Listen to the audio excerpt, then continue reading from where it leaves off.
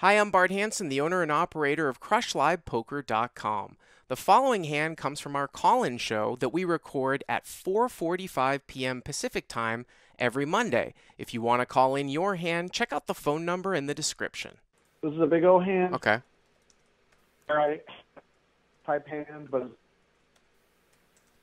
there's multiple, $3,000 and $4,000 stacks, and plus one guy has like 10,000.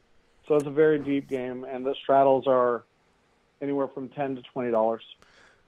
Okay. So a Persian, very fun player straddles the button at 15. Small blind folds, big blind calls, two more calls, and then I have ace, ace, jack, 4 deuce with the ace 4 of diamonds. And I pot to 95. I'm like low jack, I guess. So you have ace, ace, jack, 4 deuce with the ace 4 of diamonds, and how deep are you? I am 3,000 deep, and the villain in the hand who's next to act in the cutoff, or in the hijack, has me covered. Okay. He's got like 10K. Okay.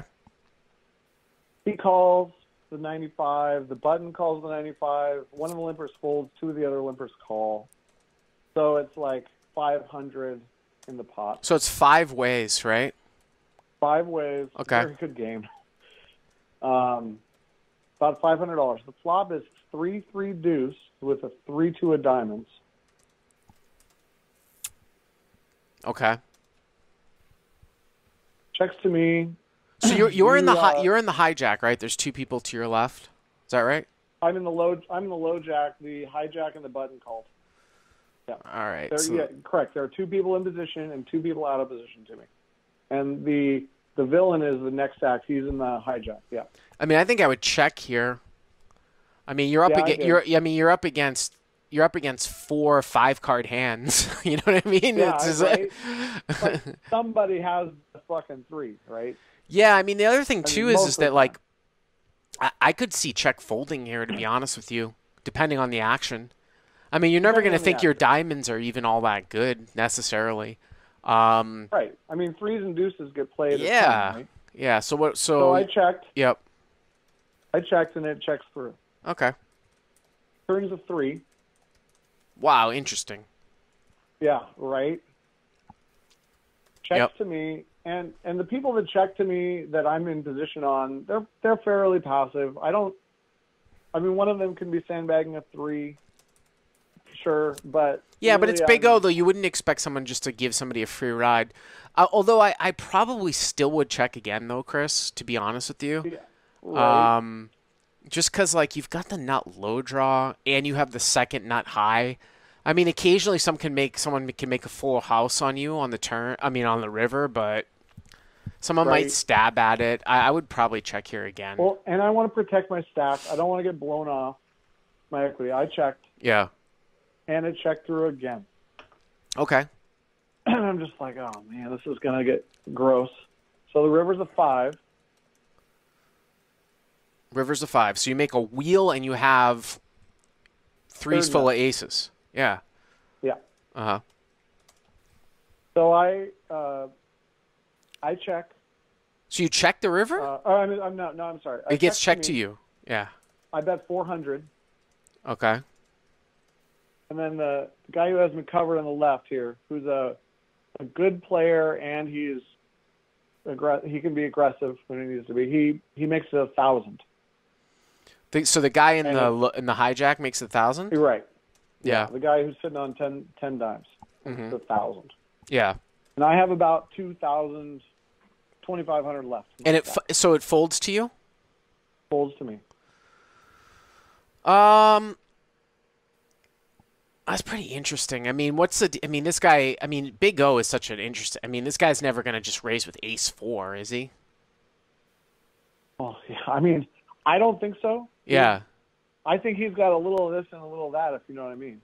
So, God, it's so hard for you to get scooped both ways. I mean, obviously, like in a 4-card PLO8 game, this is a no-brainer jam. Like, but in 5 cards, you just see the weirdest shit. You know what I mean? Like, you could be up against ace 3-4 here.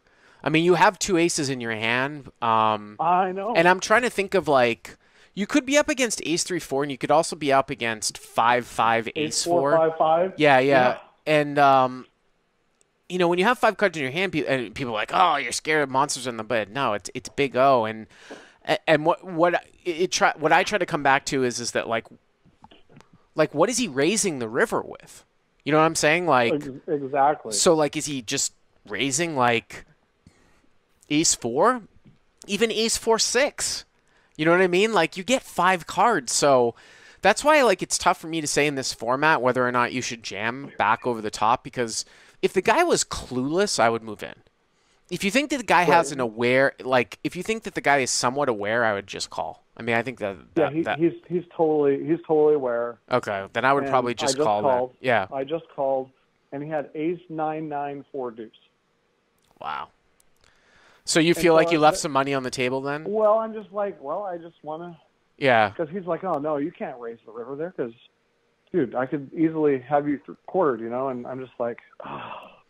Are you just saying that? How often are people raising naked wheels on the river? I mean, he's got the nut low. He doesn't have any high besides a straight, but I mean like 9-9. Oh, 9-9. Oh, I see 9-9. He thinks he's got ace 4 4 9-9. I got you. No. Sorry. Yeah. Yeah. I'm like, God, I should be raising there. Shouldn't I? I should be 3-betting. He's like, no, man, I can quarter you easily. And I'm just like, oh, is he trying to level me? Like, so now I'm just like thinking about, should I be just like saying, if you got it, you got it?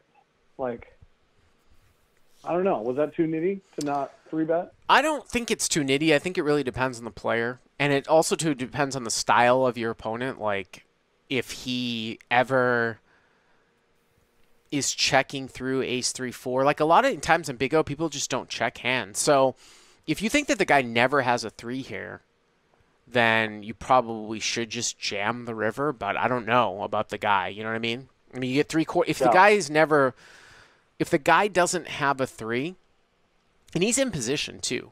So if the guy doesn't have he could have 5-5. Yeah, but I mean, like, if the guy doesn't have a 3, then the only thing that you're getting scooped by is ace 4 5-5, right? That's I mean, not scooped. The only thing you're getting 3/4 by is ace 4 5-5. So, then he might have ace 4 and a higher pair. So I think it's probably pretty close and just player dependent, you know? Yeah. Well, there's over half the table I would have just snapped shoved, of course. But with him as a thinking player, I just was like, oh, it's close, and so I just called. But anyway, I actually think that his river raise is too thin, to be honest with you. I do. I mean, again, I think it's a game flow thing. It's probably player dependent, because let's say that you had like, somehow you had like, let's say you had ace deuce, king queen 4. Okay, would you bet the river? No. So if you're not gonna bet a naked ace 4 at the end, then I think his river raise is too thin. Oh yeah, good point. Because I'm not doing that with 8-8 or 7-7. No, it's just that like the only thing that he gets value from here at the end is if you bet a naked ace 4 at the end. Right. And if you don't bet a naked ace 4 at the end, then when you bet, you probably have something stronger. So he can only 3/4 himself. Right. Do you see what I'm saying? So that's why I think it's kind of player dependent, situational dependent, what he thinks about you, what you think about him, you know? Right. So thanks for the call, Chris. Good.